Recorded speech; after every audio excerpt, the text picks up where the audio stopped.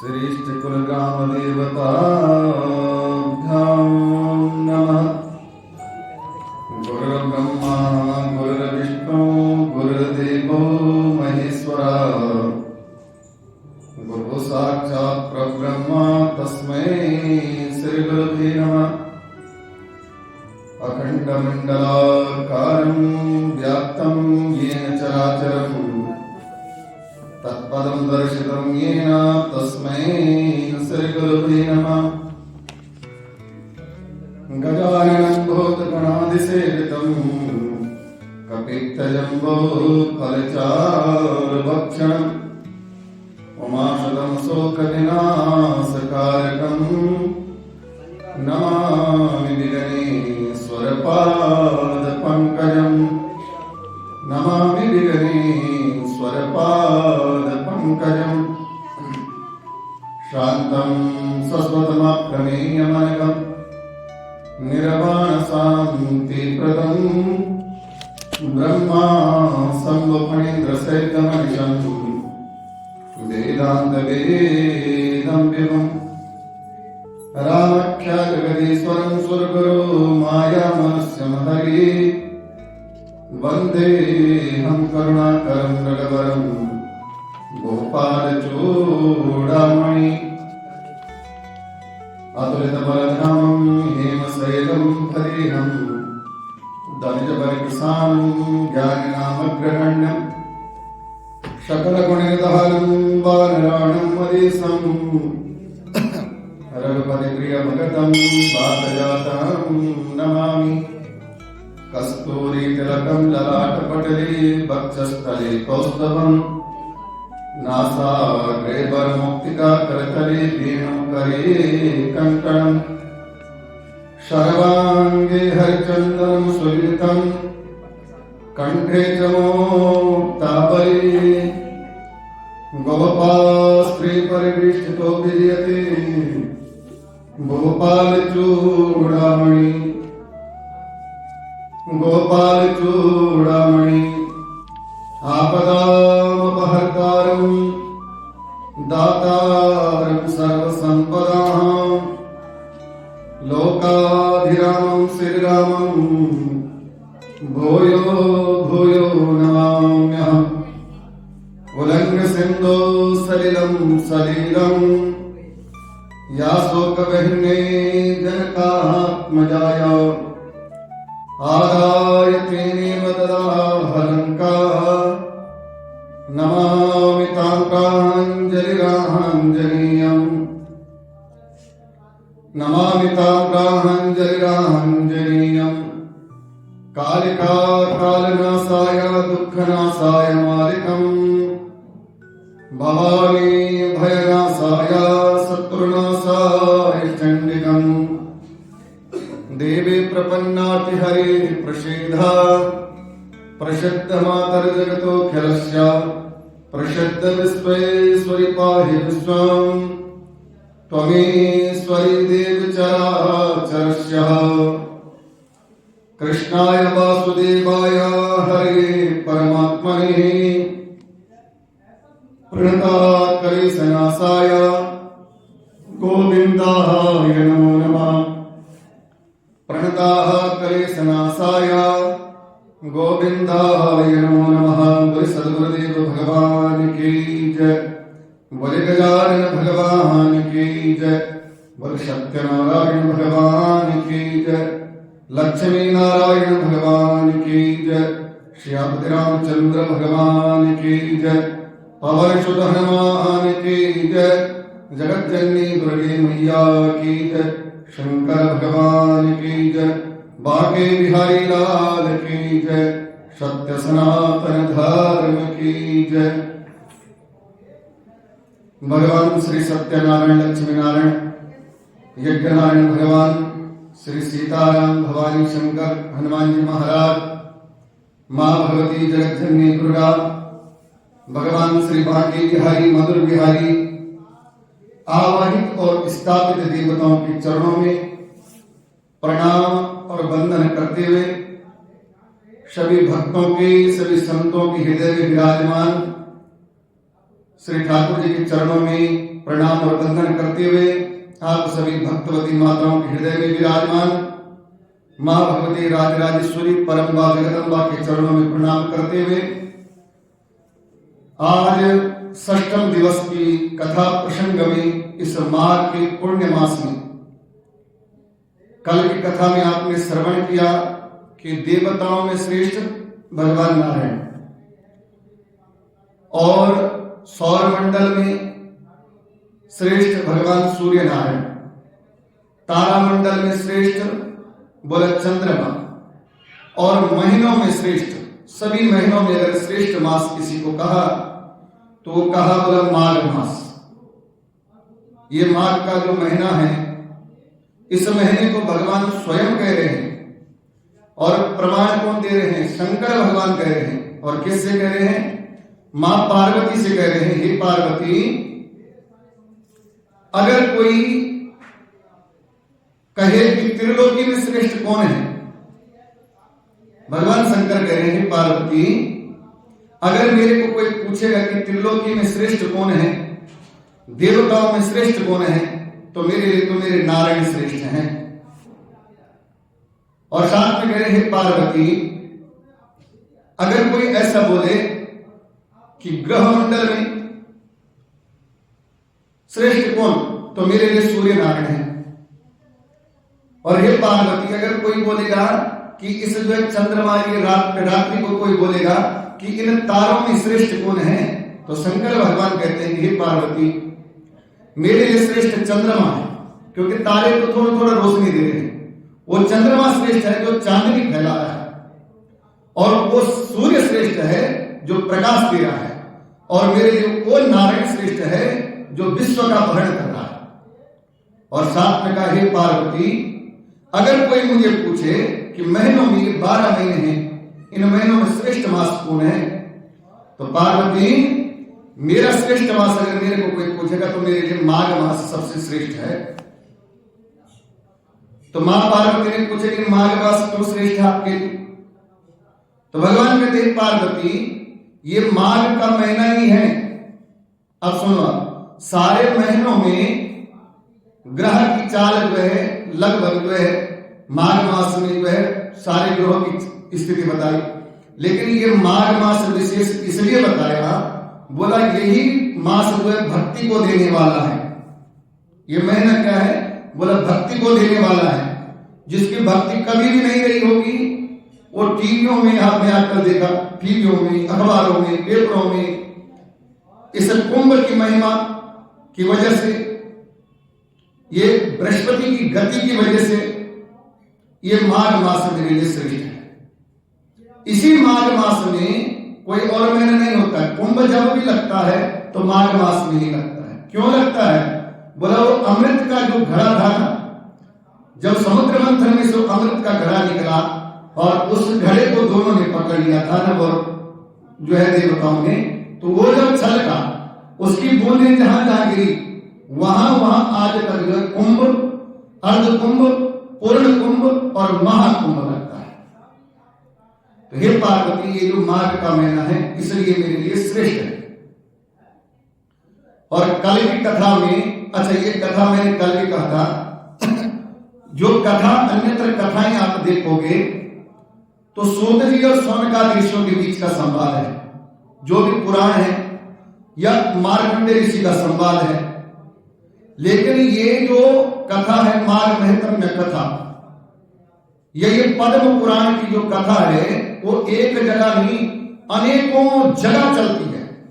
जिसका उदाहरण पहली ये कथा जो है, पहले जो है शंकर भगवान मां पार्वती को सुना रहे एक जगह, दूसरी जगह गुरु वशिष्ठ दिलीप को सुना रहे हैं, तीसरी जगह सौनकादिक को सूत जी महाराज सुना रहे हैं, चौथी जगह जो है कार्तिकेय को भगवान सुना रहे हैं। ये कथा अनेकों जगह इस कथा का जो विस्तार कि मां पार्वती ने इस माघ मास के लिए जो कहा कि माघ मास प्रभु ये माघ का आपने श्रेष्ठ तो बताया कि माघ मास श्रेष्ठ है, लेकिन इसका प्राचीन कोई इतिहास तो बताइए। कल की कथा में श्रवण किया कि प्रभु आपने ये श्रेष्ठ तो बता दिया कि माघ का महीना श्रेष्ठ है, माघ का महीना भक्ति देता है। माघ मास में जो स्नान करता है तीर्थों में जाकर के, है ना, नदियों में जाकर के, तालाब में जाकर के, सरोवर में जाकर के, आपने स्नान की महिमा भी सुनी है। आदत नहीं है ना गद्दी, स्नान की महिमा भी भगवान ने बताई। भगवान शंकर कहते हैं कि पहला स्नान तो प्रयाग का है, कि वो जो है प्रयाग में स्नान करे। बोला प्रयाग में स्नान एक केवल संगम नहीं है। हम लोग तो संगम देखते हैं ना कि गंगा जमुना का संगम है, त्रिवेणी के संगम में स्नान करें। प्रयाग में अकेला संगम नहीं है, 5 कूप यानी 5 कूप जो है कुएं हैं, वहां सरोवर है, नागों का स्थान है, हनुमान जी का स्नान है, चक्र तीर्थ का स्थान है, बहुत सारे जो है तीर्थ प्रयाग के अंदर ही है। इसलिए प्रयाग का पहला महत्व में बताया स्नान में कि अगर हो सके तो प्रयाग में जाकर के स्नान करें। बोला अगर ना हो सके तो बोला जो जो तीर्थ आपके नजदीक आते हैं ना उन तीर्थों में जो माघ मास में स्नान करें। जैसे हमारे यहाँ कुरुक्षेत्र इत्यादि जो नजदीक पड़ते, बोला उन तीर्थों में जाकर के स्नान करें। बोला अगर ना हो सके तो बोला जो जो नदियां आपके नजदीक जो पड़ती है उन नदियों में जाकर के जो स्नान करें। बोला जो नदियों से भी दूर हो तो बोला जो जो आपके आसपास में तालाब, सरोवर, कुआं इत्यादि हो, बोला वहां जाकर के स्नान करें। और लास्ट में बताया बोला अगर वो भी ना हो तो, अगर कोई जो है घर से बाहर ना जा सके तो उसको प्रयाग का फल कैसे मिलेगा। बोला तो ऐसा करें मिट्टी का घड़ा अपने घर पे रखें, शाम को उसमें ठंडा पानी भर दें और सीते रात को जो जल मिट्टी में क्या है, मिट्टी के घड़े में रात में और ज्यादा ठंडा हो जाता है पानी, और सुबह उठ करके वो घड़े के जल से जो स्नान कर दे सुबह प्रत्येक पूरे महीने, तो समझ लो प्रयाग का फल आपको घर बैठे ही प्राप्त हो जाएगा। बोले बाल कृष्ण भगवान की। उसके बाद मां पार्वती ने कल के कथा में पूछा, बोला प्रभु इसका पुरातन इतिहास, कोई पुराना कोई इतिहास बताइए, पुरानी कोई कथा सुनाइए, क्योंकि जैसे जैसे आप कथा सुना रहे हो मन में आनंद आ रहा है, तो पुराना कोई इतिहास बताइए। कोई प्रयाग जाने पर किसी के पाप समाप्त हुए हैं कि नहीं हुए, वो इतिहास सुनाइए। तो भगवान कहते हैं इतिहास क्या बात कर रहे हो। बोले हे पार्वती, प्रयाग जो गया उसकी वजह से दूसरे का पाप समाप्त हो गया। तो बोला प्रभु कौन थी।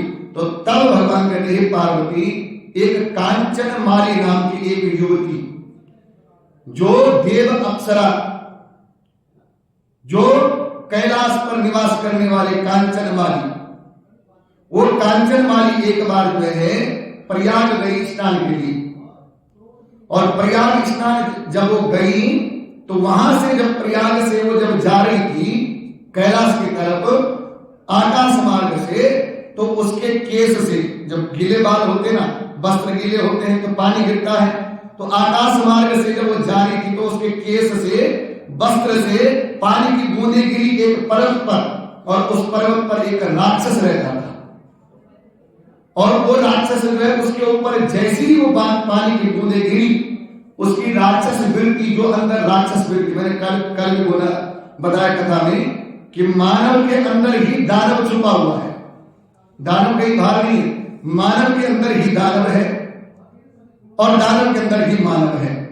तो अब जो है वो जो दानव था, वो राक्षस था, जैसे प्रयाग का जल उस युवती के वस्त्र से, केसों से उसके शरीर में गिरा, वैसी उसकी राक्षस वृत्ति, दानव वृत्ति समाप्त हो गई। और वो सोचने लग गया कि मैंने आज तक जो किया वो गलत किया। मैंने जैसे पशुओं का आहार किया, मनुष्यों को खाया, जीवों को खाया, वो मैंने गलत किया। और इतना सोच ही रहा था कि उसको देखा आकाश मार्ग से कोई बिजली की चमक से कोई उड़ती हुई आकाश मार्ग से जा रही है। और ध्यान से देखा तो वो एक युवती, वो एक स्त्री। तो आवाज लगाया, बोला हे सुंदरी, हे भावनी, ये बताओ तुम कौन हो। पहले सवाल किया तुम कौन हो, इतनी चमक, इतना दिव्य तेज, तुम कौन हो। और दूसरा सवाल किया कि तुम कहां से आ रही हो। और तीसरा सवाल किया कि तुम कहां जा रही हो। तो तब उसने जो है वो जो आकाश मार्ग में कांचन वाली, वो जो आकाश मार्ग में जो कांचन वाली थी, वो वहां आई और उसने उस राक्षस को अपना परिचय दिया, पूर्व जन्म का इतिहास सुनाया, क्योंकि लंबी हो जाएगी कथा, कल की कथा है, तो पूर्व जन्म का इतिहास सुनाया। बोला इस प्रकार से मेरा पूर्व जन्म था और पूर्व जन्म में जो है मैंने 1 महीने तक, 3 दिन तक जो है 1 महीने तक मैंने प्रयाग तीर्थ का सेवन किया, यानी प्रयाग के तीर्थ में रही।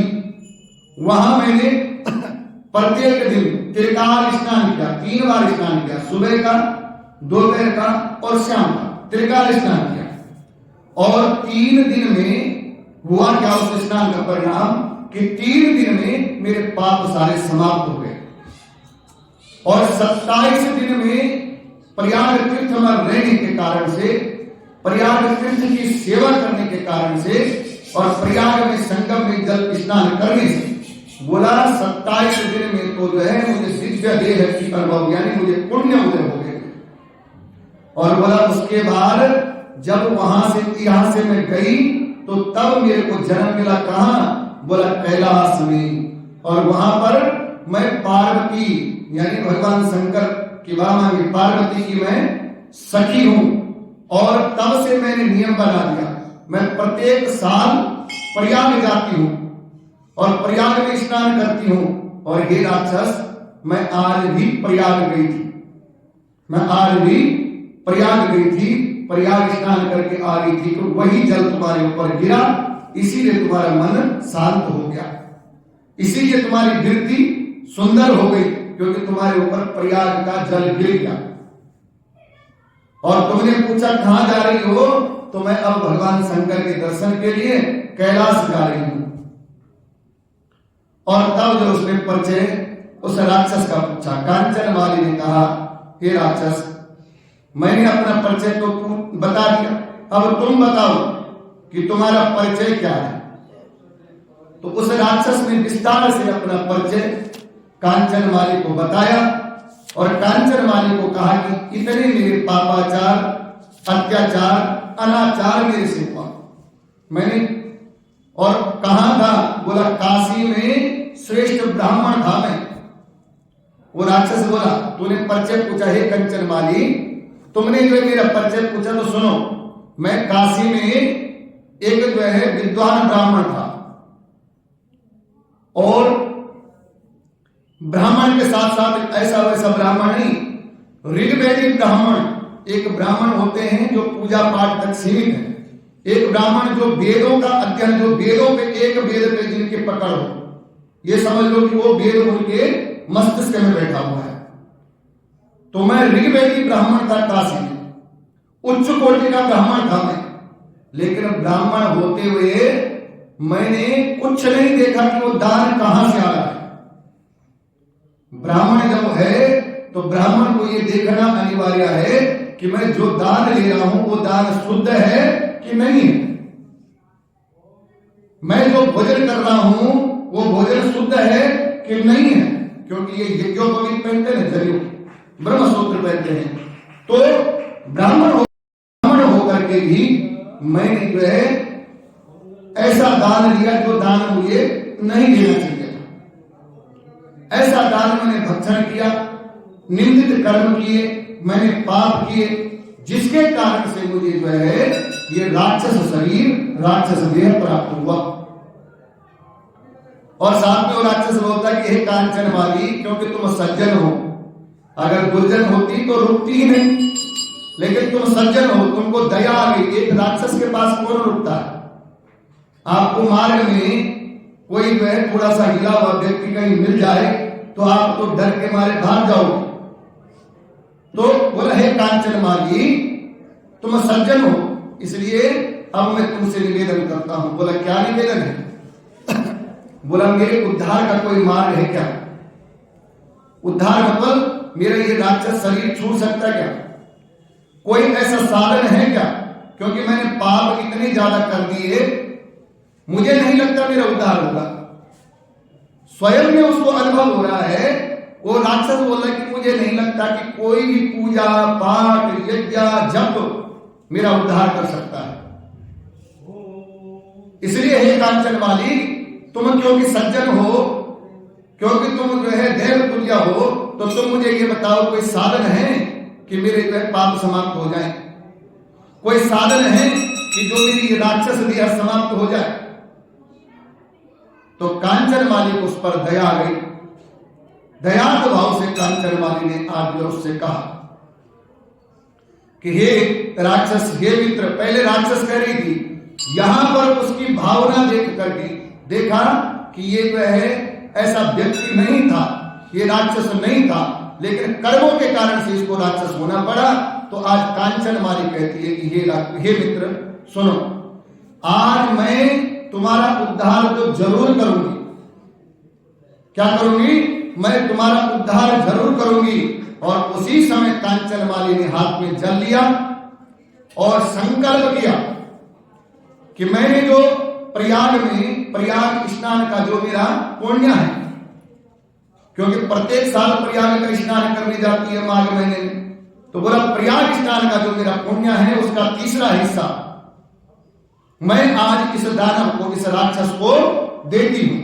और अपने गीले कपड़े में जो उपवस्त्र था वो उपवस्त्र निकाला और वो उपवस्त्र का जल जो है उसके ऊपर निचोड़ करके उस राक्षस के ऊपर डाल दिया। बोले शंकर भगवान की।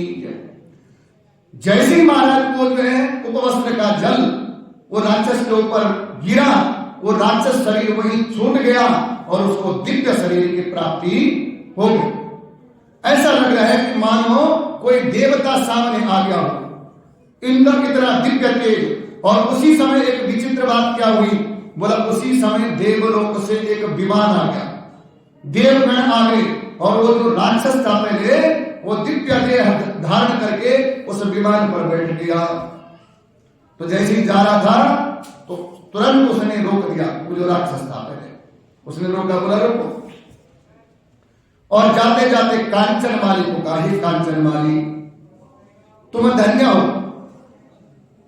मैं बारंबार जो है तुम्हारा जो है अभिवादन करता हूं, तुम्हारा धन्यवाद करता हूं, तुम धन्य हो। पर हे कांचन माली, मुझे आगे का भी मार्ग बता दो। आगे का मार्ग मतलब अब मुझे शरीर तो मिल गया, दिव्य शरीर मिल गया, राक्षस योनि मेरी छूट गई, लेकिन ये बता दो मैं आगे क्या करूं? कहीं ये ना हो मेरे से फिर से भूल हो जाए, कहीं ये ना हो फिर से मेरे से पाप हो जाए। तो आगे के लिए मुझे बता दो कि आगे मुझे क्या करना चाहिए। यहां तक कल की कथा हमने श्रवण करी थी। बोले शंकर भगवान की जय। तो तब कांचन माली कह रही है कि हे मानव, हे मित्र, मेरी बात ध्यान से सुन और इन बातों को जो है अनुसरण करना, इन बातों पे चलना, तो तुझे कभी भी जीवन में किसी भी युग में तुझे जो है राक्षस योनि नहीं मिलेगी और तेरे सिर कभी पाप नहीं चढ़ेगा। बोले क्या करना है? बोला धर्मा भज स्वसततम त्यज भूत हिंसा। हमेशा धर्म का भजन करना, यानी भगवान का भजन करना। सुबह शाम उठते बैठते संसार के काम करते हुए, ये नहीं कि वैराग्य ले लो, वैराग्य लेने की जरूरत नहीं है। बहुत सारे लोग बोलते हैं कि सन्यासी हो जाओ, वैराग्य, नहीं, वैराग्य लेने की कोई आवश्यकता नहीं है। वैराग्य लेने की आवश्यकता नहीं। क्यों आवश्यकता नहीं है? बोला गृहस्थ जीवन में रह करके भगवान का चिंतन करना, भगवान का मनन करना, भगवान का सिमरन करना, उससे बड़ा कोई महात्मा हो नहीं सकता। क्यों? क्योंकि गृहस्थ जीवन पहला धर्म बताया। बोला गृहस्थ जीवन का पालन करना पहला धर्म है कि गृहस्थ जीवन का पालन। अब जो शादी हो गई, बच्चे हो गए, उसके बाद बोला मैं तो सन्यासी बन गया, उससे तो बड़ा पापी कोई हो नहीं सकता। शंकर भगवान की जय। है सब वास्तव में ये जो वास्तविक बात है कि पहला धर्म है तुम गृहस्थ, भगवान ने सृष्टि बनाई, वर्णाश्रम बनाई, अवस्था बनाई, बाल, पौगण, युवा, वृद्ध, ये अवस्था है। और इन वर्णाश्रमों का पालन करते हुए जो भगवान का चिंतन करता है, जो भगवान का भजन करता है, जो भगवान का मनन करता है उससे बड़ा महात्मा कोई हो नहीं सकता। और महाराज अच्छे खासे बोला मैं फौज में रिटायर था, बच्चे भी आ गए, अब मैं महात्मा बन गया। पागल है तो महात्मा बन गया, अपनी आयु होने दे, फिर उसके बाद चले जाएंगे। तो फिर ये तो बचपन में ही चले जाता, बीच में काहे को महात्मा बन गया, क्यों लोगों को? बोले शंकर भगवान की। तो यहां पर कह रहे हैं, भगवान कह रहे हैं यहां पर, और गुरु वशिष्ठ कह रहे हैं कि सुनो, बोला पहला धर्म है गृहस्थ धर्म का पालन करना। और गृहस्थ धर्म पालन करने का मतलब भगवान का सुमिरन करते हुए, भगवान का मनन करते हुए, भगवान का स्मरण करते हुए। पहले जो लोग थे ना, वो घर का नाम भी भगवान के नाम से रखते थे। माधव निवास, गोविंद निवास, राम निवास, श्री राम निवास, सीता कुटी, ऐसे जो है भगवान के नाम पे घर का नाम रखते थे। क्यों रखते थे? क्योंकि आते जाते जो है, आते जाते बोलते हुए जो है केवल भगवान का नाम आए। कोई बोले तुम्हारे घर का है तो माधव निवास पूछ लेना, है ना। कोई पूछे अच्छा बच्चों के नाम केवल भगवान के नाम से क्यों रखा जाता है? क्योंकि ताकि भगवान का नाम हर समय जिह्वा पे उच्चारण होते, ना चाहते हुए उच्चारण होता रहे। नहीं तो सन्यासी वो जो जिन्होंने जो है अजामिल को जो नाम बताया कि अपने बेटे का नाम नारायण रखना, बताया ना, तो वो तो दक्षिणा भी मांग सकते थे, अच्छे खासे जा रहे थे, अपने यात्रा का खर्चा मांग देते चल पड़। लेकिन नहीं, उन्होंने दक्षिणा के रूप में बोला तो अपने बेटे का नाम नारायण रखना, क्योंकि उनको पता था कि इससे पाप हो गया है और पाप इसका तब तक कटेगा नहीं जब तक ये नारायण के चरणों का ध्यान करेगा नहीं। तो उन्होंने दक्षिणा के रूप में नारायण मांग लिया, बोले नारायण रखना, और नारायण नारायण जपते अजामिल का भी उद्धार हो गया। तो यहां पर भी कह रहे हैं कि धर्मम भजस्व सततम त्यज भूत हिंसा। बोला पहला कांचन वाले ने कहा कि तुम धर्म का पालन करो। तुम क्या करो? धर्म का पालन। और धर्म का पालन कैसे होता है? भगवान के भजन से, भगवान के स्मरण से, भगवान के सुमिरन से। आपके चित्त में, आपकी बुद्धि में, आपके मन में सदा बिहारी की छवि बैठी रही, सदा भगवती की छवि बैठी रही।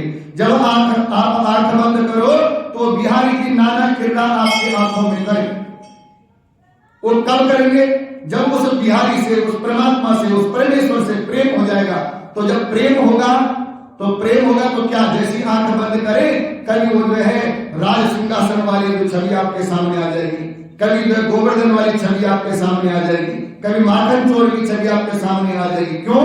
कि जिससे प्रेम करो वो स्वप्न भी देता है, वही आंखों में भी आता है। रुक्मणी ने तो कभी सुना ही नहीं था, रुक्मणी ने तो कभी देखा ही नहीं था भगवान को। सुना करके रुक्मणी को अरे कृष्ण ऐसा है, अरे कृष्ण वैसा है, अरे वो भगवान है, अरे 16 कला संपूर्ण है। रुक्मणी ने सुन करके बोल दिया कि मैं ब्याह करूंगी तो कृष्ण के साथ करूंगा। सुनने से, पढ़ने से और चिंतन करने से प्रेम हो जाता है। जब सुनने से प्रेम होता है, जब पढ़ने से प्रेम होता है, जब देखने से प्रेम होता है, तो क्यों ना हम उसी को देखें, क्यों ना हम उसी को सुने, है ना। क्योंकि जब प्रेम होता है तो प्रेम किससे होना चाहिए? भगवान से। तो किसको सुने? उसी को सुने। किसको देखें? उसी को देखें। किसका मनन करें? उसी का मनन करें। तो यहां पर भी बोल रहे हैं कि धर्मम भजस्व सततम त्यज भूत हिंसा। पहला जो है धर्म का पालन करो, और धर्म का पालन ये है कि घर गृहस्थ के काम करते हुए, अपनी गृहस्थ जो है भूलों के काम करते हुए उसका चिंतन, उसका मनन करो, भगवान सूर्य का भजन करो, भगवान मां तुलसी की सेवा करो और ठाकुर जी के चरणों की सेवा। ये धर्म है। तो पहला बोला धर्मम भजस्व, धर्म का भजन करो। और दूसरा कहा, बोला त्यज भूत हिंसा, और हिंसा को छोड़ दो। हिंसा नहीं करनी चाहिए। बोला हिंसा को छोड़ दो, हिंसा नहीं करनी चाहिए। अच्छा, हिंसा कई प्रकार की, हिंसा के रूप भी कई हैं। एक हिंसा वो है तलवार लेकर के काट दो, वो भी हिंसा है। और एक हिंसा वो है कि एक बात ऐसे बोल दो कि वो मछली की तरह तड़पता रहे चाल, वो भी हिंसा है। तो किसी प्रकार की भी हिंसा को बोला त्याग। वो जो समझा रही, कौन? कांचन वाली समझा रही है उसको। और इस प्रकार से जो है बोला सेवस्य साधु पुरुषान जय काम शत्रुम, और साधुओं की सेवा। क्या करो? साधुओं की सेवा, गुरुओं की सेवा। सेवा भाव रखो। जैसे नवदा भक्ति में बताया, श्रवणम कीर्तनम दास का भागवत जी में है कि श्रवण करना, कीर्तन करना, भगवान ठाकुर जी की पाद सेवा करना, ये 9 प्रकार की भक्ति बताई है। तो यहाँ पर भी नवधा भक्ति समझ लो इसको कि बोला क्या करना, बोला साधु पुरुषों की सेवा करो और मन रूपी शत्रु, सबसे शत्रु तक है, शत्रु पता कौन है, ये मन है। जब तक इसको टिकाओगे नहीं, मन रूपी शत्रु को जो है विनष्ट कर दो। ये मन में जो मन में बैठते शत्रु कहां आते हैं, शत्रु हमारे मन में आते हैं। चिंतन कहां होता है, यही चिंतन में उत्पन्न होता है। और मैंने कल भी बताया कि चिंतन को अगर समाप्त करना है, ये चिंता को अगर समाप्त करना है तो चिंतन उतारना पड़ेगा शरीर में, अपने हृदय में। तो यहां पर बोल रहे हैं कि मन रूपी शत्रु को जो है इसको नष्ट करो। मन में कुछ ना आए, मन में सिर्फ एक भाव आए कि मेरे जो घर के काम है मैंने वो करने हैं, मेरे जो बच्चों का पालन है मैंने वो करना है। और करना कैसे, कि ठाकुर जी की कृपा से करना है। और सुबह शाम उस बिहारी के ठाकुर जी के चरणों का, भगवान शंकर के चरणों का, मां भगवती दुर्गा के चरणों का हमेशा जो स्मरण करते हुए मन को एकाग्र करो। और मन एकाग्र कैसे होगा, कल भी बताया था कि मन एकाग्र कैसे होगा। अरे मन की गति को कोई रोक नहीं सकता, एकाग्र नहीं कर सकता। बोला फिर क्या करना है, बोला सिर्फ आप जो है परमात्मा का चिंतन करो। और एक दिन में मन एकाग्र नहीं होगा, न जाने कितना समय लग जाए। बहुत सारे लोग, मैंने कल भी बताया था, बहुत सारे लोग बोलते हैं महाराज पंडित जी मैं ध्यान करती हूँ, ध्यान नहीं लगता। अरे ध्यान लगेगा क्या, तुम तो ध्यान की तरफ ध्यान आकर्षित कर रहे हो। ध्यान में एक केंद्र बिंदु बना दिया तुमने, इस पे देख रही हो ध्यान पे ना। ध्यान अगर करना है तो ध्यान ही रखो कि मैं क्या कर रही हूं। मजेदार बात है कि अगर तुमने ध्यान लगाना है, अगर तुमने ध्यान करना है तो ध्यान रखो कि मैं क्या कर रही हूं। आंख बंद कर लो, एक मंत्र ले लो और उस मंत्र पे अपना एकाग्रता दे लो कि मैंने ये मंत्र बोलना है, मैंने ये मंत्र बोलना है। उस मंत्र को जो आप साध लो। जब मंत्र सज जाएगा तो ध्यान एकाग्र हो जाएगा, और ध्यान एकाग्र हो जाएगा, मन एकाग्र हो जाएगा, मन एकाग्र हो जाएगा तो परमात्मा आपकी शुद्धि, बुद्धि, मन और मस्तिष्क में जो है परमात्मा की छवि विराजमान हो जाएगी। बोले शंकर भगवान की। अब इधर कह रहे हैं 3 लक्षण बताए। चौथा बोला अन्यस्य दोष गुण कीर्तन मासु हित्वा। यहां तक कल कथा चली थी। बोला इस प्रकार से जो है दूसरों के गुण और दोष का वर्णन करना त्याग। क्या करना, बोला सबसे बड़ा दुर्गुण ये मानव में, हमारे में, चराचर जगत में जितने भी मानव हैं, मैं हूं, कोई भी हूं, ना चाहते हुए भी हम दूसरे के गुणों और दोषों का वर्णन कर देते हैं। एक ना कथा आई, बोला अगर आप जो है कथा में, याद नहीं आ रहा मुझे कौन से पुराण में मैंने कल ही पढ़ा था, कि आप अगर किसी का अवगुणों का व्याख्यान करते हो, आप या मैं अगर किसी के अवगुणों का, दुर्गुणों का व्याख्यान करता हूं किसी और के पास कि फलाने के अंदर तो ये कपट है, फलाना को ऐसा है, फलाना को ऐसा है, वो क्या रहा है, जब मैं उसके अवगुणों का व्याख्यान कर रहा हूं, कथा का गान कर रहा हूं, तो वो क्या रहा है कि मैंने जितना पुण्य किया था, मेरे पुण्य का 10वां अंश उसके पास जा रहा है जिसका हम अवगुणों का व्याख्यान कर रहे हैं। और क्या हो रहा है कि उसके जो है पाप का 10वां अंश मुझे प्राप्त हो रहा है। बोले शंकर भगवान की। इसलिए बोला यहां पे जो है वो कांचन वाली समझा रही कि सुनो, गुण और दोष को देखना छोड़ दो, किसके अंदर क्या गुण है, किसके अंदर क्या अवगुण है, उनको सब छोड़ दो। जिसके पास से जितना अच्छा प्राप्त हो रहा है, जब आपको कोई व्यक्ति मिले तो उसकी वाणी को ध्यान से जो है सुनो, और जो अच्छी अच्छी बातें उसकी है उसको अपने जीवन में उतार दो, और सब वहीं पर छोड़ दो, गुण अवगुण को देखना छोड़ दो। और साथ में कहा, बोला इस प्रकार से जो है, बोला बद आचार्य हरि ब्रजम देवलोकम, और इस प्रकार से जो है बोला हरि की पूजा करो। लास्ट में क्या बताया, बोला श्री हरि की पूजा करो, भगवान ठाकुर जी की पूजा करो। और हरि के लिए हरि का मतलब ये नहीं कि इसमें जो है हरि का मतलब आप चाहे भगवान शंकर का पूजन करो, आप चाहे माँ भगवती देवी दुर्गा का पूजन करो, आप चाहे भगवान कृष्ण का पूजन करो, आप चाहे वामन का पूजन करो, जिस देवता के चरणों में जितनी प्रीति है आपकी उसका खूब भजन करो, हरि पूजन बोला, हरि पूजन करो। और साथ में कह दिया कि जो ऐसा करेगा उसको बोल दिया, कांचन वाली बोलती है कि तुम तो देवलोक में जाओ, लेकिन जो ऐसा करेगा, जो इन नियमों का पालन करेगा, वो भी सीधा देवलोक को जाएगा। और इस प्रकार से जो है साथ में क्या क्या कर रहे हैं कि देहे स्थित मांस रुद्रे स्वमृत्य जत्वाम जाया सुता सदा ममता विमुंचा। ये शरीर क्या है, ये शरीर के बारे में जो है बताया, बोला मांस और अस्थि से बना हुआ। क्या है इसमें? हड्डी और मांस, हड्डी मांस और अस्थि से, और रुधिरमय जो चला रहा है, खून दौड़ रहा है इसके अंदर, हड्डी और मांस के भीतर में। देह आसक्ति को, ये जो है जो देह मांस से रुधिर से जो चल रहा शरीर, इस शरीर की मोह, बोला इसको छोड़ दो। शरीर के प्रति जो हमारा प्रेम है, ये नहीं कि वैसे तो ये भी कहा हुआ है, आप बोलेंगे पंडित जी आप ही बोलते हैं कि शरीर मध्य खल धर्म साधन, एक जगह ये भी लिखा हुआ है कि जब शरीर रहेगा तब ही धर्म की साधना होगी। दो बातें अलग अलग हो गए ना। ये तो बोले यहाँ पर कांचन वाली बोल रही है कि ये जो मांस अस्थि रुधिर में देह की आसक्ति को त्याग दो, लेकिन एक जगह लिखा हुआ है कि शरीर मध्य खलु धर्म साधनम, जब शरीर रहेगा तब ही धर्म की साधना होगी। इसीलिए शरीर की रक्षा के बारे में भी कहीं लिखा है। पर कांचन वाली का बोलने का भाव यह है कि शरीर का मतलब कि शरीर का ध्यान तो रखना है, लेकिन उतना ध्यान रखना जितना ध्यान परमात्मा को तुम भूल न जाओ, उतना शरीर का ध्यान रखो और परमात्मा को सुमिरन करो। इस प्रकार से जो है, और बोला ये मोह जाल है। एक कहा कि भाई भतीजा कुटुंब घनेरा, भाई भतीजा कुटुंब घनेरा, और ये क्या है?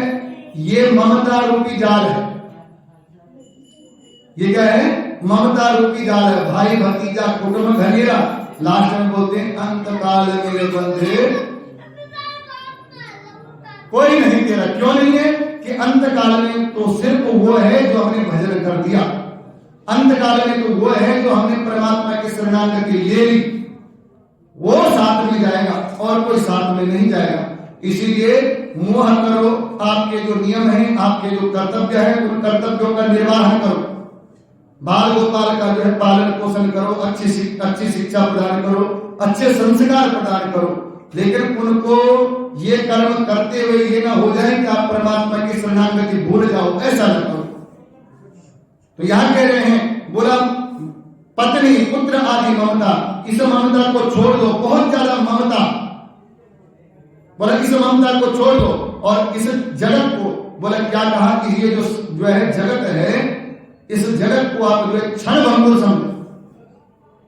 ये जो सृष्टि है इसको आप क्षण भंगुर समझो। बोले क्षण भंगुर कैसे समझे महाराज?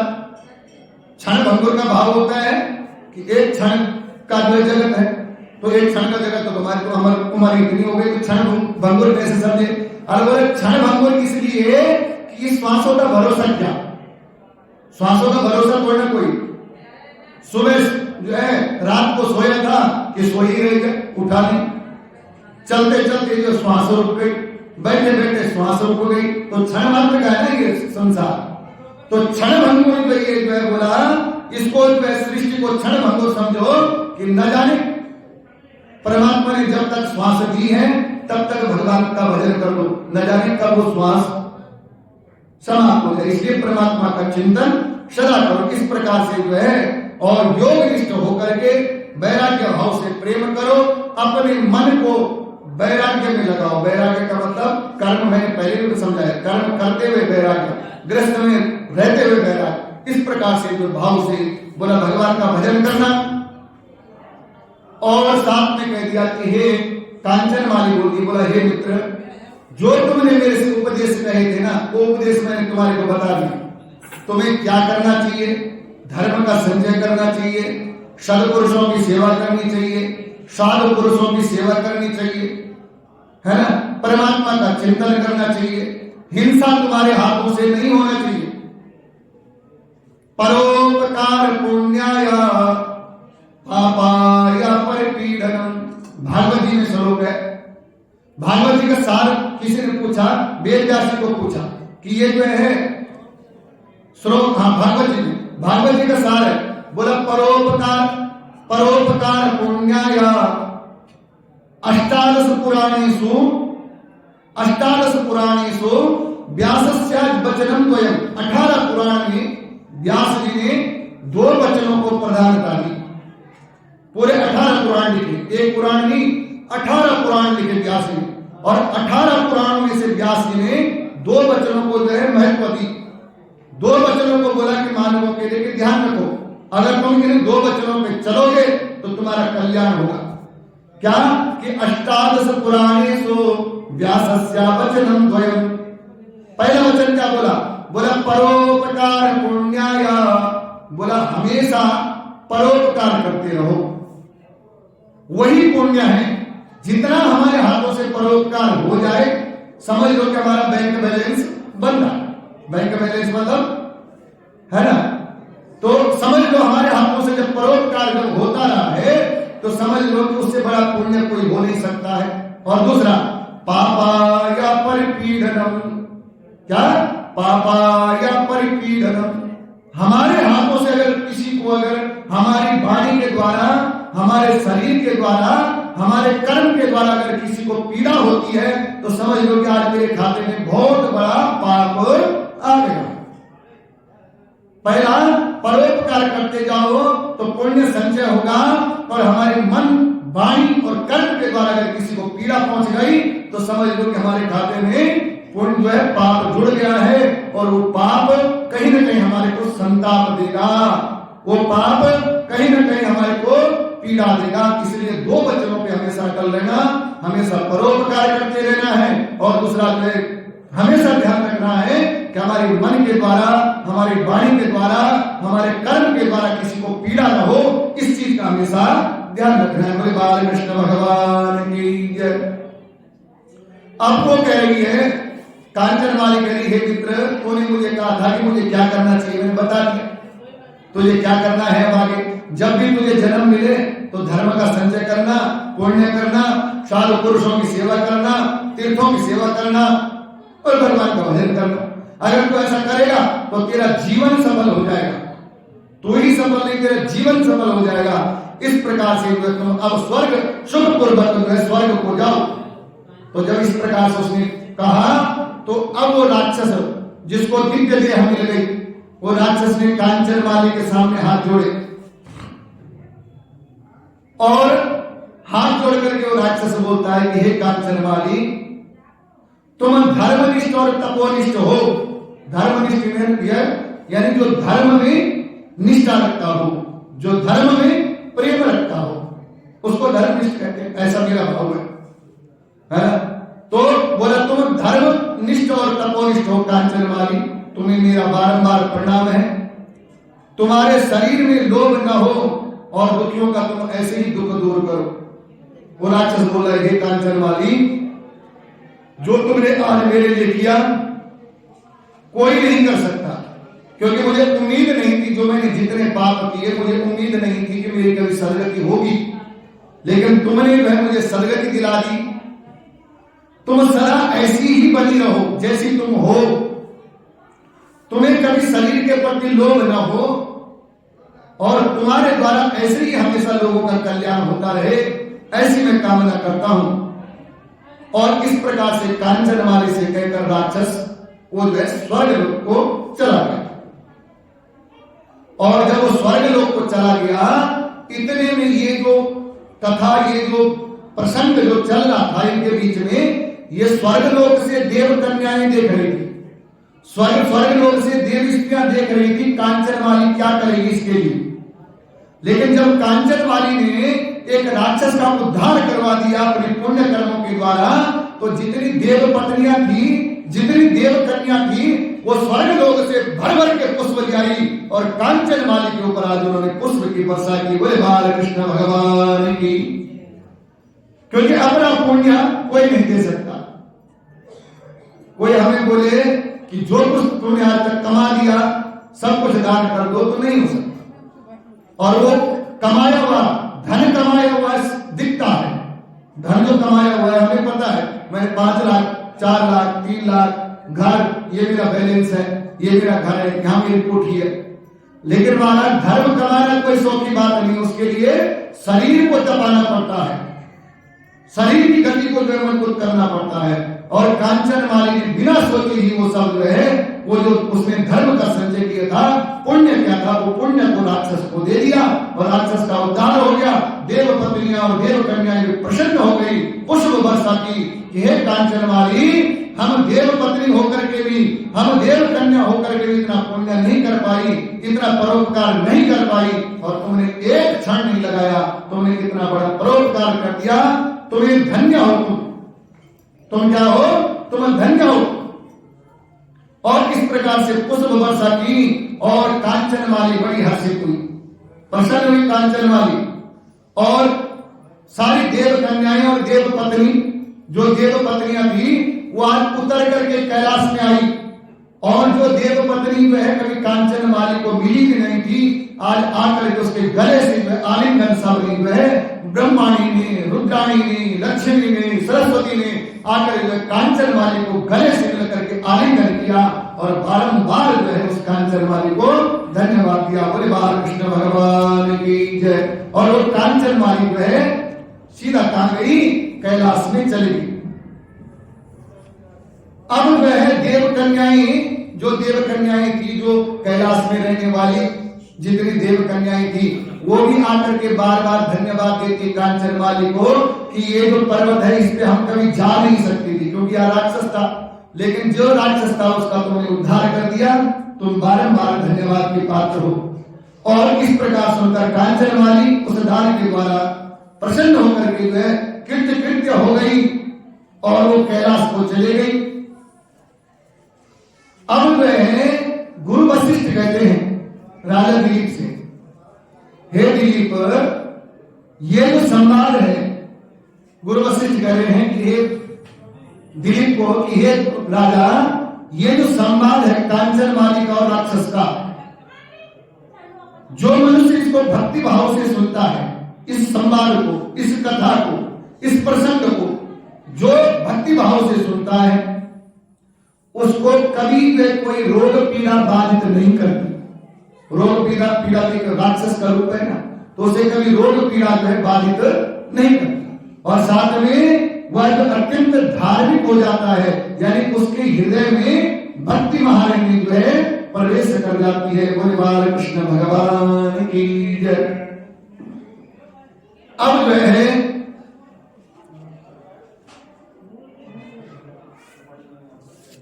श्री कृष्ण गोविंद हरे मुरारी, हे नाथ नारायण वासुदेवा। श्री कृष्ण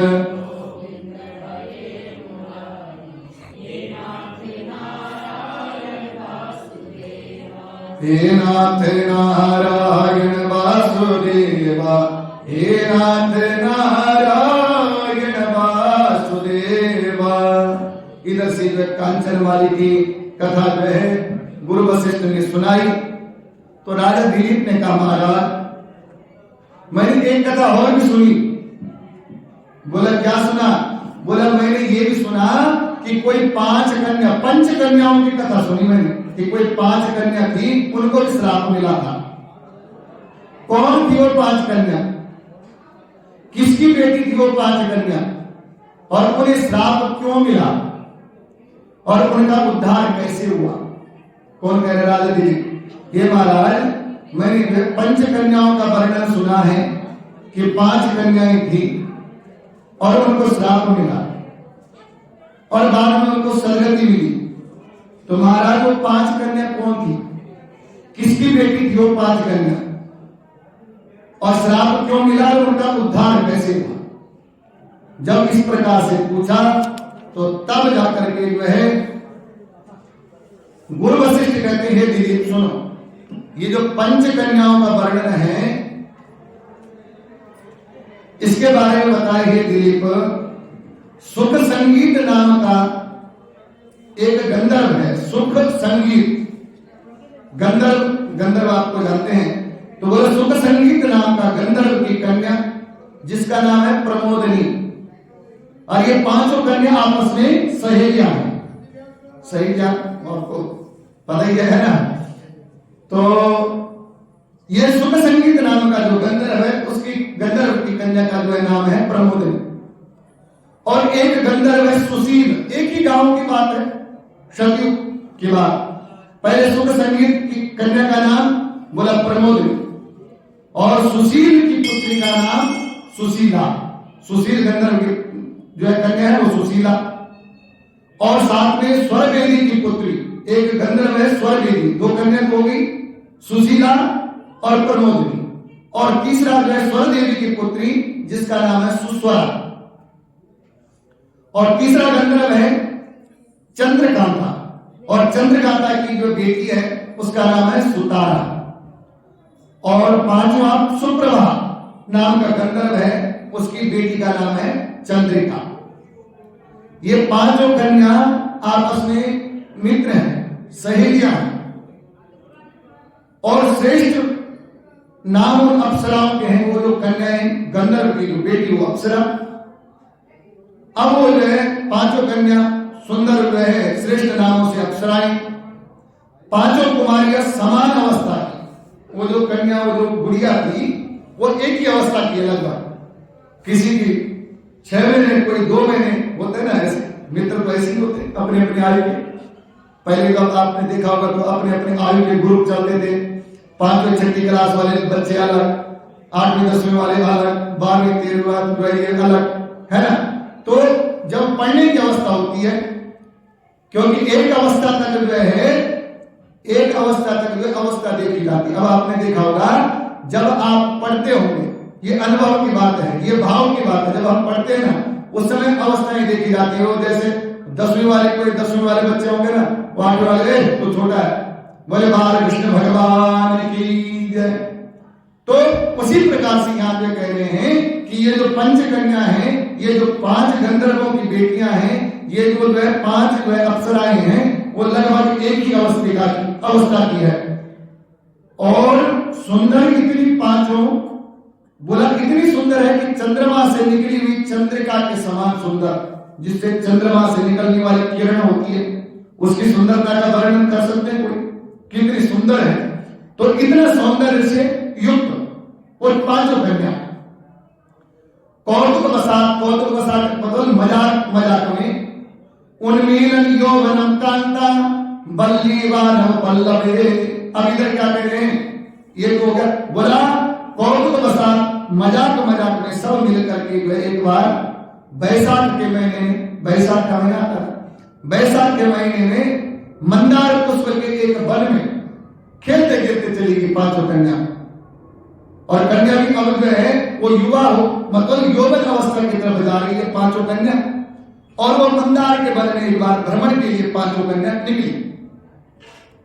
वहां निकली तो क्यों निकली, बोला वो मंदार के वन में एक मां भगवती गौरी का मंदिर है मंदार के वन में, और वो 5 कन्या जो है गौरी देवी की पूजा के लिए घर से अपने अपनी माता पिता से आज्ञा लेकर के मां गौरी की पूजा के लिए गई। अब माता पिता ने कहा कि भाई अच्छी बात है, गौरी की पूजा करेगी तो अच्छा पति मिलेगा, अच्छा गृहस्थ मिलेगा, भाव होते ना।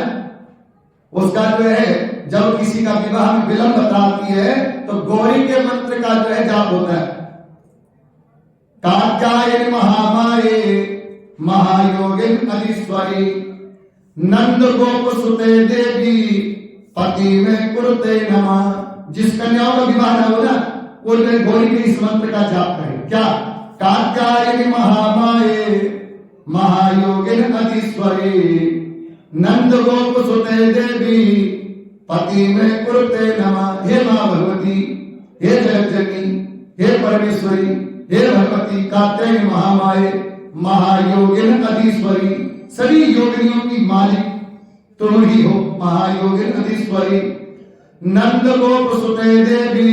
हे मां भगवती, हम तुम्हारी शरण में आए हैं। क्यों शरण में आए हैं?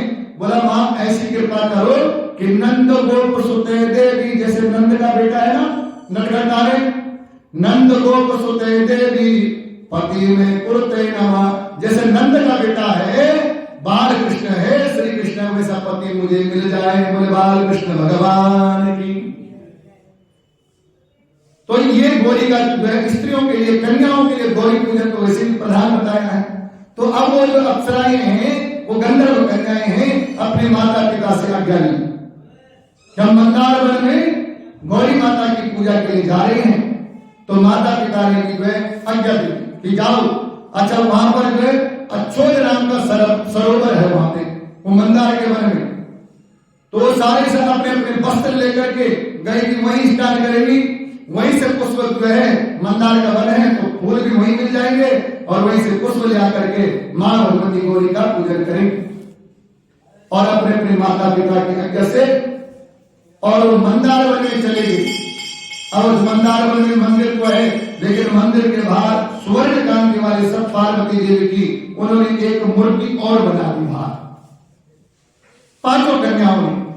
और वहां पर पहले जो है उन्होंने उस स्वचोद नाम पर्वत को जो है सरोवर में उन्होंने स्नान किया, मूर्ति बनाई, चंदन कपूर कुमकुम आदि पूजन की सामग्री से गौरी माता की जो पूजन की, कमल आदि तरह अनेक प्रकार के फूलों से उन्होंने जो है मां भगवती गौरी का पूजन किया। अब पूजन कर करके जब स्नान हो गया, पूजन हो गया, गौरी का ध्यान हो गया, गौरी का पूजन हो गया, उसी समय क्या हुआ, उसी समय जो है वेद निधि महर्षि, एक ऋषि हैं वेद निधि, और वो उसी मंदार वन के पास उनका आश्रम है। वेद निधि महर्षि की जो है अग्नि नाम का जो है पुत्र है, एक ब्राह्मण वेद निधि नाम के ऋषि ब्राह्मण, उनका पुत्र है अग्नि। अब वो अग्नि नाम का जो ब्राह्मण है वो सरोवर पर स्नान करने के लिए उसी समय आए। जब वो जो है पूजा से निवृत्त होकर के सब सहेलियां आपस में बात कर रही हैं, सब सहेलियां आपस में जो है हंसी मजाक में जो उनकी वार्तालाप चल रही है, कौतुक चल रहा है। जब एक साथ एक उम्र के बैठे हो तो कौतुक बहुत सारे हो जाता है, मजाक बहुत सारा हो जाता है। तो कौतुक जब उनका चल रहा है, उसी समय में अग्नि नाम का जो है ब्राह्मण वहां जो स्नान करने के लिए आया। और जब स्नान करने के लिए आया तो उस ब्राह्मण के बारे में बोला अग्नि नाम का ब्राह्मण, बोला कैसा था? बोला अत्यंत सौंदर्य से युक्त रूपवान वो ब्राह्मण, उनके नेत्र जो उस ब्राह्मण के नेत्र ऐसे लग रहे थे मानो कमल के फूल जो है, कमल के फूल लालिमा से जो उसके जो है उसका नेत्र, युवक जो है विस्तृत शरीर वाला, लंबा चौड़ा कद काठी का, सुंदर सौंदर्य से युक्त हुआ है अग्नि नाम का ब्राह्मण। और स्नान करने के लिए उस सरोवर पे आया। सुंदर गले में यज्ञोपवीत धारण कर रखा है, चेहरा ऐसा लगता है मानो स्वयं भगवान ने उस चेहरे को निखार के हुए रूप धारण करवाया। ऐसा सुंदर चेहरा, सुंदर यज्ञोपवीत धारण कर रखी है, और वो सरोवर में स्नान करने के लिए आया। जैसे ही वो सरोवर में स्नान करने के लिए आया और सरोवर में स्नान कर रहा था, तो कौतुक बसाते मजाक ही मजाक में वो पांचों कन्या वो जो गंधर्व कन्याएं थी, वो पांचों कन्या उसको निहार रही, उसको जो है उस ब्राह्मण। और पांचों कन्या जो है क्या बोल रही आपस में कि हमने मां भगवती गौरी की पूजा की पति प्राप्ति के लिए, और हमें लगता है कि गौरी ने कृपा करी कि पति का रूप भी जो है उसने सामने प्रकट जो है सामने दिखा दिया। बोल बाल कृष्ण भगवान की जय। पति के रूप में ये ब्राह्मण जो हमारे साथ आया है, और इस प्रकार से जो है वो विचार कन्याओं ने परस्पर विचार किया। यदि वे बोला इस प्रकार से जो है कोई गंधर्व या किन्नर या सिद्ध या ऋषि पुत्र, बोला ये जो ब्राह्मण है जनेऊ धारण कर रखा है, लेकिन जनेऊ कई सभी पहनते हैं, हो सकता है ये कोई देवता हो। वो जो गंधर्व जो है कन्याएं कहते हैं कि हो सकता है ये कोई देवता हो, बोला हो सकता है ये कोई किन्नर हो,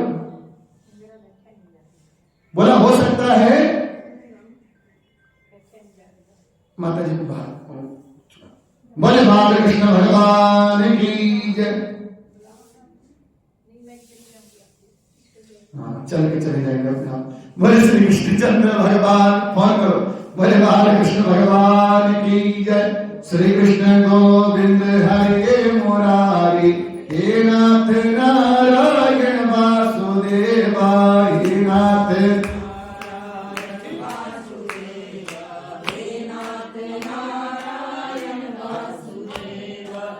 नाथ नारायण वासुदेवा, हे नाथ नारायण वासुदेवा। श्री कृष्ण गोविंद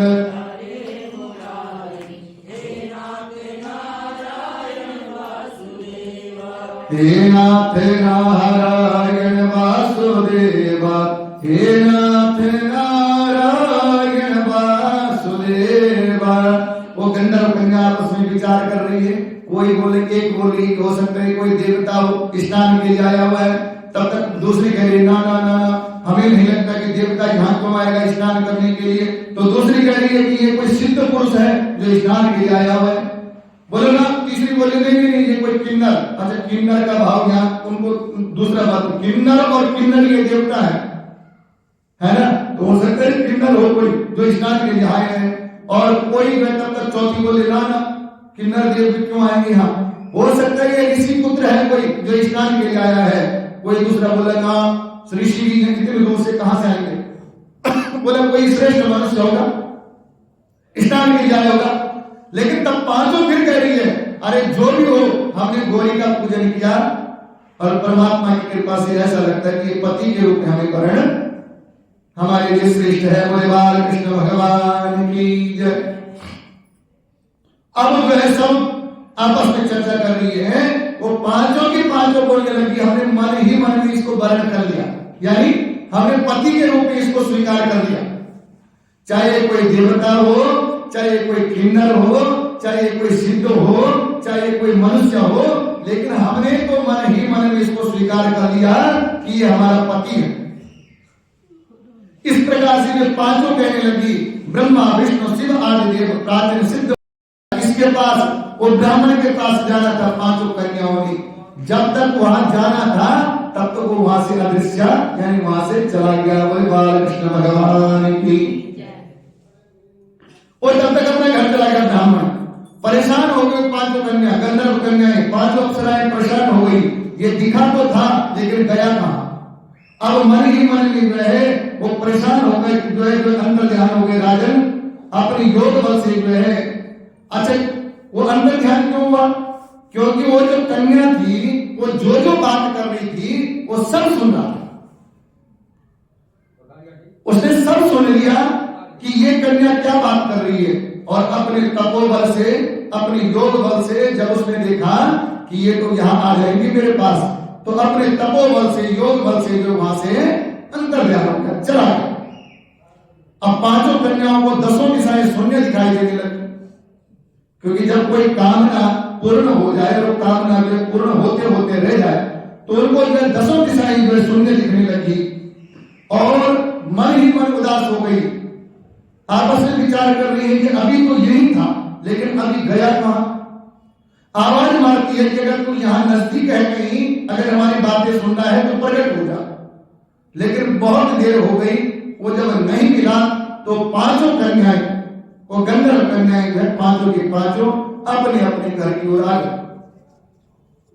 अच्छा, जब प्रत्येक दिन वो जब कन्याएं बाहर जाती थी ना, जब नित्य प्रत्यम घर से बाहर जाते हैं तो घर जाकर के भी उसी मुद्रा में घर जाते हैं। लेकिन बाहर आकर के कोई तनाव हो जाए तो घर पहुंचते पहुंचते हुए चेहरा भी तनाव युक्त रहता है, मन की शुद्ध बुद्धि भी समाप्त रहती है। तो जब वो कन्याएं घर पहुंची तो चेहरा भी तनाव युक्त, मन की शुद्ध बुद्धि जो है समाप्त, लेट भी हो गया, विलंब भी हो गया। घर में माता ने पूछा तुम बड़ी लेट हो गई, कहां रही इतनी देर? तो सब ने फटाफट मां को बोला ना कुछ नहीं, स्नान करते करते, गौरी का पूजन करते करते विलंब हो गया। मां अब हमसे बात मत कर, इससे ज्यादा हम बोल नहीं सकते। क्या बोली? बोला मां इससे ज्यादा बात मत कर, बस तूने पूछा था लेट हो गई, विलंब हो गई, क्यों हुई? तो वहां स्नान करते करते, गौरी का पूजन करते करते हमें जो है विलंब हो गई, इससे ज्यादा हम बोल नहीं सकती, बस बिल्कुल चुप हो जा, मौन हो जा, अपने कमरे में जाकर के पांचों की पांचों बैठ गई। बोले बाल कृष्ण भगवान की जय। और इस प्रकार से जो है अब रात्रि को जो है वो बोल रही आपस में, सब अपने अपने घर में। बोला क्या तुम्हें नहीं लगता, बात कर रही उससे कि क्या तुम्हें नहीं लगता कि वह है तुम निर्दय हो? क्या तुम कोई माया जानने वाले हो क्या? रात्रि का समय है, अपने घर में न वहां सरोवर न वहां मंदार वन, लेकिन रात ही बात कर रही है, अपने मन ही मन बात कर रही है उससे, उस ब्राह्मण से कि क्या तुम्हें नहीं पता, क्या तुम नहीं जानते तुम निर्दयी हो? क्या तुम जो है कोई माया को जानने वाले हो, माया में दक्ष हो? उसी समय वहां थे, उसी समय वहां से चले गए। क्या तुम माया जानने वाले हो? बिना अपराध के तुम हम लोगों पे नाराज हो, क्योंकि हमने अपराध कभी किया ही नहीं, हम तो मिले भी नहीं अभी, हमने तो बात भी नहीं की अभी, तो हमारे से अपराध कहां हुआ? अपराध तो तब होता है जब मिलते हैं, तो हमसे कौन सा अपराध हुआ? तुम नाराज क्यों हुए? किस प्रकार से जो है रात को बातें करें। प्रातः काल का समय हुआ, बोले बाल कृष्ण भगवान की जय। प्रातः काल का समय हुआ, वो जो पांचों कन्याएं गंधर्व कन्याएं हैं, पांचों गंधर्व कन्याओं ने सुबह के समय पुनः जो है अपनी अपनी माताओं से फिर से वही बात कही। बोले हे मां, हम एक बार फिर से जो है मंदार वन को जाएंगे, मां भगवती का गौरी का पूजन करेंगे, और अपने अपनी माताओं से आज्ञा लेकर के फिर से वहीं पहुंची मंदार वन में, और वहां पे जो मां भगवती गौरी का पूजन किया, सरोवर में स्नान किया, और उसके बाद बैठ गई। और बैठी थी, कुछ देर वार्तालाप कर ही रही थी उसी ब्राह्मण के बारे में कि वो अग्निप नाम का ब्राह्मण फिर से वहां स्नान करने के लिए आ गया। बोले बाल कृष्ण भगवान की जय। जैसी स्नान के लिए आया, वैसी जो कन्याओं ने आज विलंब नहीं करी, प्रसन्न हो गई। उसी समय वे सब कन्या सीधा ब्रह्मचारी उस ब्राह्मण के पास चली गई, और दोनों जो है हाथ जोड़ करके उनके उस ब्राह्मण के सामने खड़ी हो गई। हे ब्राह्मण देवता, हे ब्राह्मण, कल हमने तुम्हें देखा था, लेकिन तुम अदृश्य हो गए हो, तुम जो है कल कहीं चले गए, लेकिन आज हमें लगा कि कहीं विलंब न हो, इसलिए हम सीधे तुम्हारे पास आ गए। तो ब्राह्मण अग्निप नाम के ब्राह्मण ने कहा, बोलो कहो क्यों आई हो? बोला इसलिए आए हैं कि हमने मन ही मन में जो तुम्हारा वर्ण कर लिया है, वर्ण यानी तुम्हें अपने पति के रूप में स्वीकार कर लिया है, इसलिए तुम्हारे पास आई है। तो इस प्रकार से वर्ण कर लिया है। ब्राह्मण, वो जो ब्राह्मण था अग्निप नाम का ब्राह्मण, उसने जवाब तो कुछ दिया नहीं, लेकिन हंसने लग गया। हंसा पहले थोड़ी देर, और हंसने के बाद कहा, हे कल्याणी, तुम मधुर वाणी बोलती हुई हो, मधुर वाणी बोलते हो। बोला हे कल्याणी, तुम मेरे से बोल रही हो कि तुमने मुझे पति के रूप में स्वीकार कर लिया, लेकिन मेरी बात ध्यान से सुनो। मेरा अभी पहला आश्रम है, और पहला आश्रम क्या होता है? शिक्षा का, यानी मैं आश्रम में अभी शिक्षा प्राप्त कर रहा हूं, ब्रह्म विद्या की शिक्षा प्राप्त कर रहा हूं, और मेरा यही धर्म है कि मैं शिक्षा को प्राप्त कर जाऊं। और अगर मैंने विवाह करना भी है ना, अगर मैं विवाह करूंगा भी, तो पहले तो अपने माता पिता को पूछूंगा, उसके बाद अपने आचार्य को पूछूंगा। जब मेरे माता पिता और जब मेरे आचार्य हाँ कहेंगे, तब मैं विवाह करूंगा। लेकिन करूंगा भी तब जब मेरी शिक्षा पूर्ण हो जाएगी, जब मैं पूरा धर्म का संचय, शिक्षा का संचय कर लूंगा, तब विवाह करूंगा। गंभीर वाणी से कहा, तुम लोगों की बात सत्य है, किंतु मैं अपने व्रत को, और कन्याओं ने हाथ जोड़े बोले नहीं, हमने तो तुम्हें वर्ण कर दिया, तुम्हें तो हमारे साथ अब क्या करना है? बोले गंधर्व विवाह तुम हमारे साथ कर लो, वो जो माला डालते हाथ करता। बोले बाल कृष्ण भगवान की है ना, बोले तुम गंधर्व विवाह जो हमारे साथ कर लो। बोला नहीं, गंभीर वाणी से ब्राह्मण बोला नहीं कर सकता। क्यों नहीं? बोला मेरा व्रत है। व्रत क्या है? शिक्षा अर्जित करना, प्रथम आश्रम का पालन करना, धर्म का संचय करना। और इस प्रकार से जो है जब मैं विवाह करूंगा भी तो बोला मैं गंधर्व विवाह कभी नहीं करूंगा, मैं तो क्या करूंगा, ब्रह्म विवाह करूंगा। मैं क्या करूंगा, बोला जो है मैं ब्रह्म विवाह करूंगा, संपूर्ण वैवाहिक कर्म करूंगा, इसलिए मैं जो है ब्रह्म विवाह तुमसे नहीं कर सकता। और जो है कन्याएं, वो जो गंधर्व कन्याएं हैं, वो गंधर्व कन्याएं कहने लगी, हे ब्राह्मण, हम श्रेष्ठ सुंदरियां तेजस्वी गंधर्व की कन्याएं हैं, हम जो अप्सराओं में हमारी जो है गिनती आती है, गंधर्व की हम बेटियां हैं। और हम जैसे तपस्वी जो है, हम जैसी जो है गंधर्व कन्याओं के साथ, अप्सराओं के साथ तुम विवाह नहीं करते हो, क्यों? तुम हमारे साथ गंधर्व विवाह, हमारे साथ में गंधर्व विवाह स्वीकार कर दो। वो श्री जो है ब्राह्मण ने पुनः वही बात, हंसते हुए वही बात की, बोले मैं तुम्हारे साथ गंधर्व विवाह नहीं कर सकता। पहले वो हाथ जोड़ करके खड़ी थी वो गंधर्व कन्याएं, अब तो घुटनों के बल बैठ गई और पांचों की पांचों ने उसके जो पांव पकड़ लिए, पांचों गंधर्व कन्याओं ने पांव पकड़ लिए। हे ब्राह्मण, चाहे तुम्हारा पहला आश्रम हो, चाहे तुम्हारा जो है धर्म जो है संचय करने का समय हो, चाहे तुम्हारा शिक्षा का समय हो, हमें उससे कोई लेना देना नहीं। हम तो गौरी का पूजन कर रहे थे, गौरी की चरणों की आराधना कर रहे थे। आराधना के बाद जो है तुम सबसे पहले मिले, तुम जो है हमारे मन को जो है भाग गए, इसलिए हम तुम्हारे साथ विवाह करना चाहती हैं। पांव पकड़ के गिड़गिड़ाने लगे। ब्राह्मण ने पुनः उनको समझाया, लेकिन वो तब भी नहीं मानी। अब वो कन्याओं उन्होंने जोर से पकड़ लिया कि नहीं, हम तो तुम्हारे साथ गंधर्व विवाह करेंगे। जब इस प्रकार से जो है वो जिद पर, हट पर आ गई, ब्राह्मण ने पहले जो है बहुत समझाया, बड़े प्रेम से, विद्या से, ज्ञान से उनको समझाने की चेष्टा करी, लेकिन जब वो नहीं समझी तो अब ब्राह्मण को क्रोध आ गया। वो ब्राह्मण को क्रोध आ गया और क्रोध आकर के ब्राह्मण ने बोला कि तुम जो है गंधर्व कन्याएं तो हो, लेकिन तुम्हारे जो कर्म है, तुम राक्षसनियों की तरह तुम्हारे कर्म है, तुम बात सुनती नहीं हो, तुम किसी की बात समझती नहीं हो, और तुम जो है अपनी मोह में इतनी मोहित हो चुकी हो कि तुम्हें जो अच्छे बुरे की समझ नहीं है, और जिसे अच्छे बुरे की समझ ना हो वही राक्षसनी है।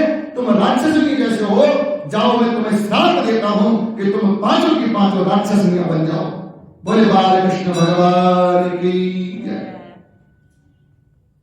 हमारा जो पांचों कन्या जो उसके विवाह करने के लिए उसके साथ तैयार थी, थोड़ी देर तो चुप रही, लेकिन खड़ी होकर के पांचों कन्या बोली, हमने कौन सा पाप किया था, हमने कौन सा जो है ऐसा जो है दुराचार कर दिया, पाप कर दिया कि तुमने इतना बड़ा श्राप दे दिया, और तुम ब्राह्मण होकर के भी जो है तुमने हमारी बातों को अनुमोदन नहीं किया और बिना सोचे हमारे को श्राप दे दिया।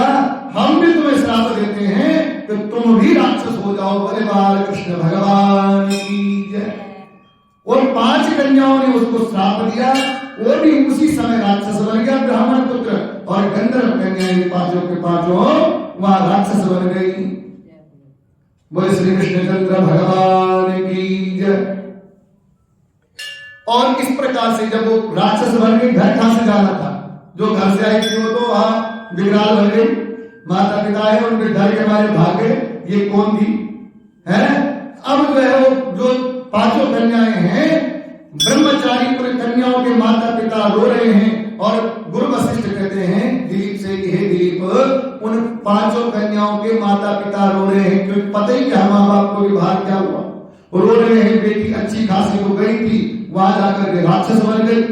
पांचों कन्याओं के माता पिता रो रहे हैं, अप्रमाद जन्य भाग्य को पार पाना कठिन है, और अपने में बोल रहे कि न जाने इनके भाग्य में कहां से लिखा हुआ था, अच्छी खासी तो पैदा हुई थी, रूप सौंदर्य से पैदा हुई थी, और देखो तो ये विकराल बन गई, देखो तो ये राक्षसी बन गई, इनके भाग्य में ये विधाता तुमने क्या लिखा इनके भाग्य में।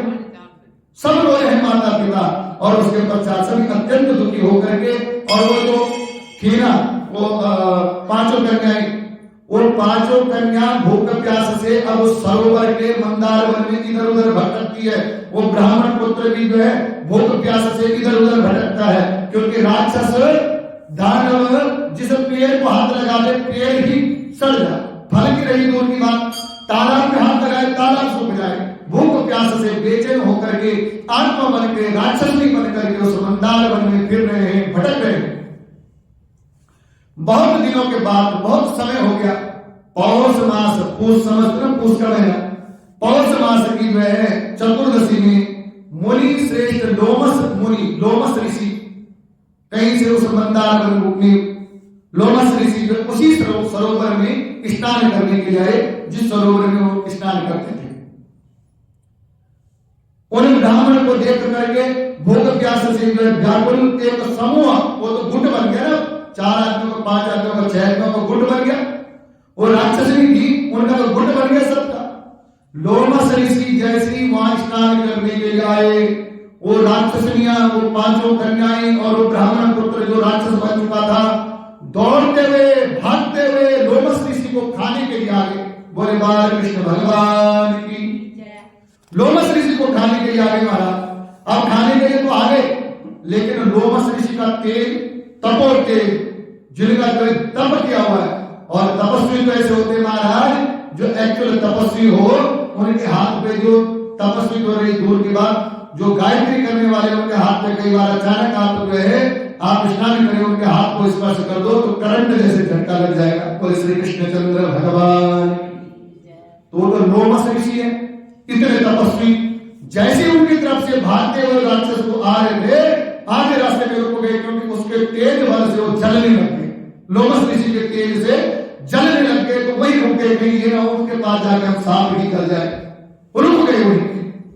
और जब रुक गए, उसी समय वेदनिधि, वो ब्राह्मण जिसका वो बेटा राक्षस बना था, उसी समय वेदनिधि ब्राह्मण आया। लोमस मुनि को देख करके वेदनिधि ब्राह्मण ने लोमस ऋषि को प्रणाम किया, साष्टांग प्रणाम किया। बोला हे मुनिवर, बड़े भाग्योदयेन बहुजन्म समर्जितेन, बहुत जन्मों का जब भाग्य होता है, बहुत जन्मों का जब पुण्य उदय होता है, तब कथा का सार और सत्संगति प्राप्त होती है। तो ऐसी में आज लोमस ऋषि ने हाथ जोड़ के बोला महाराज, मेरा भाग्य उदय हुआ कि आपके मुझे दर्शन हुए, मेरी आज किस्मत खुली कि आप जैसे संत के मुझे दर्शन हुए। साष्टांग प्रणाम किया। महाभाग्य उदय होने पर, जब बहुत जन्मों का जब भाग्य उदय हो जाता है, भाग्योदय बहुजन्म, एक जन्मों का नहीं बहुत जन्मों का जब भाग्य उदय होता है, तब जाकर के कथा, सज्जनों की संगति और साधु पुरुषों का जो दर्शन होता है। तो आज वही बोल रहे हैं, वो वेदनिधि ब्राह्मण बोला महाराज, मुझे लगता है बहुत जन्मों का भाग्य मेरा आज उदय हो चुका है। आप जैसे सज्जन, आप जैसे साधु के दर्शन हुए, तो आज मेरा भाग्य उदय हो चुका है। और लोमस ऋषि ने बोला कि प्रणाम जब किया, लोमस ऋषि ने आशीर्वाद दिया। वेदनिधि ब्राह्मण को बोला, हे वेदनिधि ब्राह्मण, मैंने यहाँ के आश्चर्य की घटना देखी। वो सामने देख तो विकराल बने खड़े हैं, कौन है ये तो मुझे ही खाने के लिए आ रहे थे। बोले बाल कृष्ण भगवान की। तो वेदनिधि ब्राह्मण बोला महाराज, दुर्भाग्यवश उसमें जो पुरुष दिखाई दे रहा है वो मेरा बेटा है।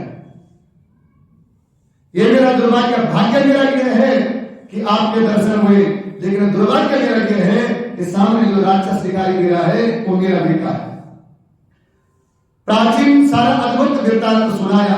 बोला महाराज, ये सब जो पांचों कन्या हैं, ये गंधर्व कन्या हैं, और ये जो बटु है बालक, बालक, ये जो बटु है ये मेरा पुत्र है। परस्पर महाराज इन्होंने एक दूसरे को श्राप दे दिया। मेरे बेटे ने इनको श्राप दिया, इन्होंने मेरे बेटे को श्राप दिया, और ये सारे के सारे राक्षस बने फिर रहे हैं। इस जंगल में कोई आता नहीं, आपके सिवाय कोई आता नहीं, क्योंकि राक्षस बन चुके हैं, न जाने क्या कर जाए, इसलिए कोई यहां नहीं आता। वो तो मेरा भाग्य उदय हुआ कि आपके यहां दर्शन हुए, और परस्पर साप से मोहित आपके समक्ष दीन होकर के खड़े हैं। आपके दर्शन से इन बालकों का आज उद्धार हो जाएगा। वेदनिधि ब्राह्मण बोलते हैं महाराज, आपके दर्शन अगर हो गए तो मुझे लगता है ये जो बच्चे हैं, ये जो बालक हैं, ये जो है गंधर्व कन्याएं हैं और मेरा बेटा है, मुझे लगता है कि आपके दर्शन मात्र से इनका आज उद्धार हो जाएगा। सूर्योदय हो जाने पर बोला, हे महाराज, लोमस ऋषि से कह रहे हैं कि महाराज, जैसे सूर्योदय हो जाने पर अंधकार समाप्त हो जाता है। अंधकार रात का रहता है ना, सुबह सूर्योदय हुआ, अंधकार कहीं दिखाई देता है क्या? कहीं नहीं दिखाई देता है। अरे गुफा के अंदर का भी अंधकार जो समाप्त हो जाता है सूर्योदय होने पर, है ना। तो बोला, हे महाराज, जैसे सूर्योदय होने पर अंधकार समाप्त हो जाता है, मुझे लगता है उसी प्रकार से आपके दर्शन मात्र से इन बच्चों का जो राक्षसी होने भी समाप्त हो जाएगी, ऐसा मुझे आज विश्वास है। और ऐसा धर्म का उपदेश तो बोला, हे महाराज, वेद ब्राह्मण बोला, हे महाराज, आप कोई ऐसा धर्म का उपदेश करो, आप कुछ ऐसा साधन करो, आप कुछ ऐसा ज्ञान बताओ कि इनका जो श्राप है आपस में जो इन्होंने दिया वो समाप्त हो जाए। आप कुछ ऐसा बताओ, आप कुछ ऐसा धर्म का उपदेश बताओ। तो तब लोमस ऋषि ने बोला, शाता पाप फलम विप्रा पापनाशो भवत्रिणाम। बोला, ये सभी मेरे साथ, बोला, हे लोमस ऋषि सुनो, इनको कुछ तो मैं अभी जो है कुछ इतनी शक्ति देता हूं कि उनको जो है राक्षस होने के समाप्त तो नहीं होंगे, लेकिन इनका मन कुछ शांत हो जाएगा, ऐसा तो मैं कुछ अभी कर लेता हूं। लेकिन अगर इनका परस्पर जो है श्राप समाप्त करना है, सारा श्राप इनका समाप्त करना है, तो इन तीनों, इन 6 बच्चों को, 5 कन्याओं को और तुम्हारे पुत्र को मेरे साथ जो है माघ स्नान करने के लिए जाना पड़ेगा। बोले बाल कृष्ण भगवान की। और जब ये मेरे साथ जो माघ स्नान के लिए जाएंगे तो ये जो है इनका श्राप मुक्त हो जाएगा, इनकी राक्षसियों समाप्त हो जाएगी, अन्यथा इन सब का उद्धार नहीं हो सकता, नहीं तो इनका उद्धार नहीं होगा। माघ स्नान, अच्छा देखो, माघ स्नान में विशेषता क्या है? हम जो लोग माघ स्नान करने के लिए जाते हैं ना, प्रयागराज इत्यादि, क्यों जाते हैं? मैंने कल भी बोला था, सरोवर में इसी महीने में क्यों जाते हैं, अन्य मास में क्यों नहीं जाते? पहला तो ये है कि ये बृहस्पति 12 वर्ष के बाद एक राशि में आता है, एक तो ज्योतिष का सूत्र है, अलग है। लेकिन इस माघ मास में वहां दिव्य संत वहां आ जाते हैं और ऐसे ऐसे संत वहां स्नान करते हैं जो न जाने 12 वर्ष बाद ही ऊपर से सिरा निकले हों। एक तो वहां पर त्रिवेणी का जल हमारे को जो हमारे शरीर को शुद्ध कर देता है, एक वो जो दिव्य संतों की चरण धूलि जो हमारे ऊपर उड़ के आती है या जल के रूप में आती है, वो हमारे पाप भी समाप्त कर जाती है। तो यहां पर भी वही बात है, लोमस ऋषि बोले इनको मेरे साथ चलना पड़ेगा और मेरे साथ माघ स्नान इनको करना पड़ेगा, तो इनकी जो है पाप समाप्त हो जाएंगे, इनके जो है श्राप समाप्त हो जाएंगे और ये श्राप से मुक्त हो जाएंगे। और कहा, बोला पाप का नाश तीर्थ में माघ स्नान में निश्चित रूप से लोमस ऋषि बोला है कि माघ स्नानम दहे सर्वा पुण्य तीर्थे विशेषता। बोला 7 जन्म कृतम पापम, 7 जन्मों के किए हुए पाप, 7 जन्म कृतम पापम वर्तमानम च पातकम। बोला इस प्रकार से जो है 7 जन्मों के किए हुए पाप को भी माघ स्नान दहे सर्वा, माघ स्नान करने से, माघ के महीने में संगम में स्नान करने से 7 जन्म कृतम पापम, 7 जन्मों के किए हुए पाप भी समाप्त हो जाते हैं। अच्छा, बहुत सारी बताइए कि होता क्या है कि एक सवाल आता है, जल क्या करता है? जल पाप कैसे समाप्त करेगा? जल को, जल में हम नहाए, जल में स्नान किया ना, तो जल ने तो शरीर को धोया। मैं एक सवाल है कि जल ने तो शरीर को धोया, तो पाप कैसे धुल गए? एक सवाल है कि जल ने तो शरीर को धोया, तो पाप कैसे धुल गए? सवाल आता है।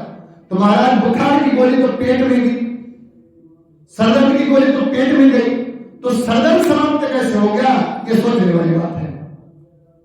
जिस प्रकार से वो औषधि सारे शरीर में काम करती है, जिस प्रकार से आप दवाई हमारे शरीर में काम करती है, उसी प्रकार से जो तीर्थ का जल जब हमारे मन के ऊपर, जब हमारे शरीर के ऊपर, नेत्रों में, आंखों में, मुख में जब तीर्थ का जल जाता है तो हमारे कृत्य हुए, पूर्व किए हुए कृत पापों को जो समाप्त कर देता है। बोले बाल कृष्ण भगवान की जय।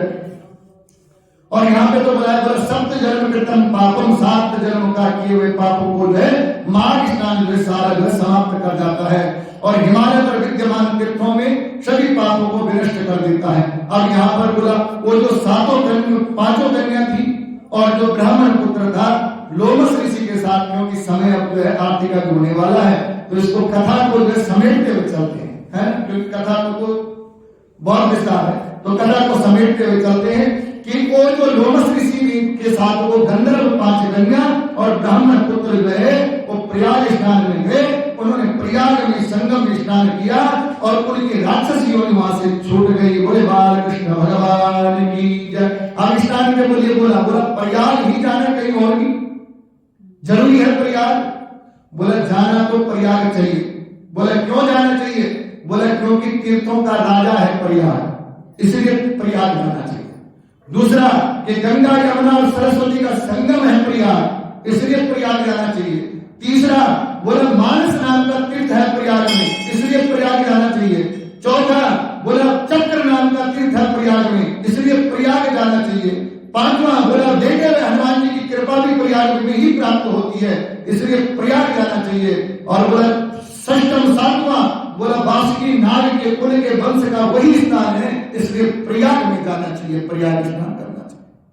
बोला अगर ना हो तो तब बोला हिमालय के से निकलने वाली जितनी नदियां हैं उसमें कहीं भी स्नान करो तो ही आपके जो है बोला मनोकामना पूर्ण होगी और इंद्रलोक की प्राप्ति होगी। माघ बद्रिकाश्रम, माघ मास में जो है स्नान करने से, या अगर बोला बद्रिकाश्रम में स्नान करने से स्वर्ग लोक की प्राप्ति होगी। नर्मदा के तट पर स्नान करने से वहां भी पाप की समाप्ति हो जाती है। यमुना में स्नान करने से सूर्य लोक की प्राप्ति होगी। सरस्वती नदी में फिर नदियों का वर्णन बताया कि किन किन नदियों में जाकर के स्नान करना चाहिए। ओंकारेश्वर, ममलेश्वर, किन तीर्थों में भी जो छोटी छोटी नदियां हैं उनमें स्नान करने से समस्त पाप समाप्त हो जाने चाहिए। लेकिन भाव यह है कि माघ के महीने में चाहे आप कुरुक्षेत्र करो, आप जो है प्रयाग करो, गंगा करो, हरिद्वार करो, त्रिवेणी करो, यमुना करो, सरस्वती करो, जमुना करो, जहां मर्जी करो, लेकिन माघ स्नान जरूर। अगर ना हो तो अपने घर में घड़े वाले जल से जो डेली स्नान करो। बोले बाल कृष्ण भगवान की जय। लेकिन माघ स्नान माघ के महीने में, अच्छा माघ के महीने में वो भी नहीं आता, जैसे वीरवार को बोलते हैं, फलाना बार बोलते हैं। माघ स्नान तो माघ स्नान है, नित्य माघ का स्नान चाहे अपने घर में ही करो, लेकिन माघ के महीने में स्नान करके और हरि की पाद में पाने के लिए भगवान श्री कृष्ण की, भगवान श्री ठाकुर जी की और शंकर जी की सेवा करो तो बोला माघ जन्य फल की प्राप्ति होती है, समस्त मनोकामना पूर्ण होती है और समस्त पाप समाप्त हो जाते हैं। बोले बाल कृष्ण भगवान की जय। आज की कथा यहीं पर विराम देते हैं और कल ठीक 4:30 बजे, 4:30 बजे ठीक जो है कथा प्रारंभ हो जाएगी। समय पर आप लोग जो है कथा सुनने आए ताकि समय से जो है आप संपूर्ण कथा को सुना सके, क्योंकि बहुत बड़े ज्ञानी हम नहीं है भाई, लेकिन जितना भी है उतना सब सुन लेना। बोले बाल कृष्ण भगवान की जय। आइए आरती के लिए ओम चंद्रमा मनसो जात चक्षो सूर्यो अजायतः श्रोत्रवायुश्च प्राणस्य मुखादग्निरजायतः। ओम जय जगदीश हरे स्वामी जय दीनानाथ हरे। भक्त जनों के संकट दास जनों के अब बंसई वाला दूर करे। ओम जय जगदीश हरे। जो ध्यावे फल पावे दुख विन से मन का। स्वामी दुख विन से मन का सुख संपत्ति भरे।